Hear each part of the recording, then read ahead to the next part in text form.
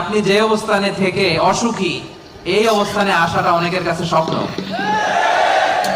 সব সময় বলবেন শুকর আলহামদুলিল্লাহ, আল্লাহ অনেক ভালো আছে, আল্লাহ অনেক সুখে আছে।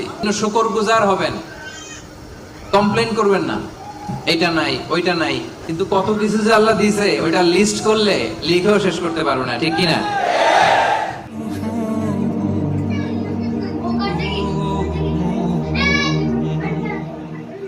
শুকরিয়া করলেই লাভ, ঠিক কিনা? শুকরিয়া করলে নেয়ামত বাড়ায় দেয় কে?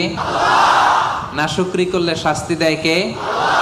আল্লাহ বলেন লা ইন শাকারতুম লা আযীদান্নাকুম, যদি নেয়ামতের শুকরিয়া করো আমি আল্লাহ নেয়ামত আরো বাড়ায় দিব।